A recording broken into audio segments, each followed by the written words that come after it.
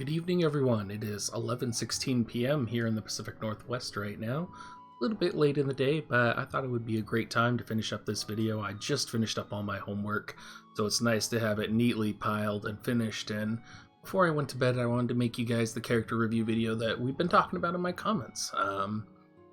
We talked about going over Monto and talking about how relevant he is, and he is the top on the MR tier list right now, and he's almost close to the top on the MR tier list in JP. He's up there at the top of the tank meta in JP, and we're going to talk a little bit about how you can gear him some different builds and go over just his base stats here. So he is a Lord class, a Paladin, and a Knight. His access to his TMR is Lion's Emblem, so it's HP 272, Defense 8, and Spirit 8. His master ability gives him defense plus 15, and it gives him jump plus 1. Now, taking a look at his max stats here, he gets a whopping HP 2228, attack 168, a very low magic speed, a very low magic and a very low speed, moderate dexterity, moderate movement, and then he does have the jump plus 2 to keep in mind when you're looking at his jump right there. Now, on top of that, he does get an additional 220 HP. So for those of you keeping track, that would be 2,448 HP total. He does get an additional 15% HP on top of that. So that would be almost putting him at about, let's say about 2.6 to 2.7k HP. And I know I've seen a lot of Montos out there with significantly more HP than that as well. Probably because the HP percent plus modifier is based off of your base HP, and if you have modifiers on your character like Espers, for example, the HP plus 15% is going to modify off that as well. He does get attack plus 47, putting his attack in the range of about 215. He only gets an agility plus 2, so his agility without modifiers is only going to sit at 48, which is pretty low compared to other units. He gets dexterity plus 21, luck plus 62, and defense plus 8, which is a nice little bonus for that physical damage reduction that we do see with Monto. Now for his first class, Lord, he gets discipline, throw stone, he gets the first Prince of Leonis, which is going to increase attack, body slam, counterblade. Counterblade is relevant here, and I think First Prince of Leonis is going to be very relevant. He does get as well Jammer Edge, which I think is going to be situational. I don't think you're going to be using it that much. His Man-Eater ability is going to deal heavy damage and extra damage against human-type units. It's a very powerful technique, and it's something we're going to be talking about in terms of his power level, because a lot of his power level doesn't unlock until we get to that awakened 6-star form. His Paladin abilities are going to be Blade Bash, which you should all be familiar with. It's a very powerful attack. Crusader's Ward increases max HP and defense. This would be the other passive that I would recommend you set on him. He does have Saint Heal. He has Sentinel as well. Sentinel, if you have seen an Engelbert before, you're probably going to want to max, and I would recommend actually setting the Paladin subjob for Monto. He does get Paladin Guard. If I had a Monto, I do have a Monto, but if I were building my Monto, I would max out his Paladin Guard. Immortal Spirit is a good way to boost your HP, in a way it boosts your HP. It stops you from dying once. Divine Grace is actually the max HP increase, and it'll max HP buff the allies around you, and it heals you for that amount. Now, Attract Blade is a very powerful technique, so it deals heavy damage to units within area, and increases chance of being targeted for self for 3 turns. Now, the only thing that's the drawback for this is it takes 44 AP to use Attract Blade, and I believe it is pretty powerful, but in order to get that 44 AP, you do have to survive for a while, and you do have to build your AP. Whether that's using abilities on yourself, whether it is starting with higher initial AP, depending on what your AP build is, it doesn't matter. Most of the time, I think you're probably just going to take a hit, run in, and Blade Bash instead of using Attract Blade, but Attract Blade does have its situations, I suppose. Overall, I would say Crusader's Ward, yes. Paladin Guard, yes. Blade Bash, yes. And I would even max out Attract Blade, because I have been one-shot by that before, and it is not fun to be one-shot by that. His Knight abilities, he has most of the breaks, which is a 3-hit slash in front of you. He gets Divine Heal, Sacred Boon for debuff resistance, increases max HP. You might want the max HP plus if you want a full-on tank build for Monto. I would tend to go for what we were kind of talking about in the comments yesterday, where we go for more of a Bruiser build with him, where he can take a couple hits and he can deal some substantial damage while protecting your other units. He does get Sword Guard here, which reduces the amount of damage when damage is taken. I do believe the difference between this and Paladin Guard is that Sword Guard is only for physical damage, and I believe Paladin Guard is any type of damage. I could be wrong on that. If someone knows the correction, please go ahead and toss it down in the comments section. Now, he does get slashing resistance 10%. He's 5% weak to spears, 25% weak to hand-to-hand, 10% weak to missiles, and 25% weak to magic. I think a lot of those weaknesses are just inherent to how high of a defense he has, maybe trying to balance him out a little bit with the other units in the game. He of course gets a 20% resistance to lightning, so rip any Frederica users that are facing him.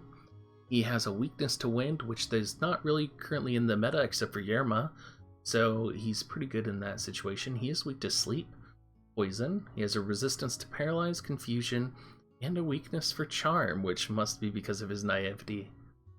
For Espers, I would recommend Golem for the high defense and high HP. I would also recommend Ifrit just as a moderate attack boost. Honestly, any UR Esper would probably be a good build for him, just because you can get the good raw stats onto him. If you're looking for an Esper that is not a UR tier, or if you kind of have a mixture of Espers, I would recommend Iron Giant. It gives a substantial amount of HP, it gives good base stats, and it also gives some attack plus, HP plus, slash and slash resistance. You could build for that slash resistance, attack plus, HP plus. You could also use Behemoth, which has more agility than Iron Giant in case you want to at least make Monto a little bit faster if possible. That might be also a good idea for him in his builds. Now, looking at all of the cards that we have available to us, there's a variety of cards I would recommend for Monto. Of course, the UR cards are going to be at the top of the list. We're going to see Golem here, max HP up, most stats transferred to the character, same with Ifrit with his attack plus. We're going to see Moraga here with his huge slash attack bonus for the party. It's not out yet, but the Will of Beelf is going to be a great slashing attack plus and agility plus for the entire party. And of course, those UR cards are going to be adding more stats than a standard normal card would to the unit, so I would always invest in them and put them on Monto, even perhaps if the ability was not the best for Monto. Now, in terms of cards that the rest of us might have, we do have the Oath of Love, which would be an excellent card to have. I would almost say would be my #1 card to put on Monto, and potentially, if I did have Oath of Love, I might even make him a full tank build, just because that Edmondy hate mechanic really screws with the enemy, especially when you're in AI situations. It could do some weird ass stuff to them. Cactar, of course, for that agility plus, the defense -5, not so relevant. It does affect Monto, but he has so much defense up, and if you're going for that Bruiser medium build, this could be a good build for you to go. Also gives that critical rate +9. Fun Time, this is mistranslated as Sweet Time, gives critical rate +20 and attack +15% for the party. So if you're not having Ifrit, you're probably going to be running this card anyway, and it would be a great card for Monto, good stats. I think if you're going to go also for a tank build, and let's say you don't have Oath of Love, or you just want Monto to have some better Bruiser stats, but you also want to benefit the party, Leonis Castle as a rare is actually really good. Gives defense +15%, spirit +15%, and it gives your party a critical hit rate of +6%. So yes, it's not as much as Cactar, but it offers some really good defensive options, and it really makes him tankier as a unit. Wazette Castle is essentially the same thing, except it caps out at defense 10%, spirit 10%, defense +10%, spirit +10, and the other one was spirit +15. Sorry, I'm just talking percentages when I shouldn't be. And it gives piercing resistance as well for the whole party. Now, I'm sure there's a variety of other cards depending on your comps that you could use. These are just the ones that pop to my mind, the ones that I've used in my party, and kind of how I'm messing with things right now. In terms of equipment, of course, if you have the pre-registration, you're going to be able to get Excalibur, which right now would be my #1 recommendation. However, you can only get to level 30. It only has 114 attack, I believe. And I'm not sure it's going to be the best for Monto in the long term. We'll have to see. I want to really see what the Nagelrock comes out with, or Nagrarock, when the Final Fantasy Tactics event comes out. Some other weapons to think about as well. You got Sleep Sword up here, so it does additional flex sleep. Could be potentially viable for you. Something which might be something your opponents aren't expecting. And if you're in the PvP scene, could turn out to be helping you substantially, potentially.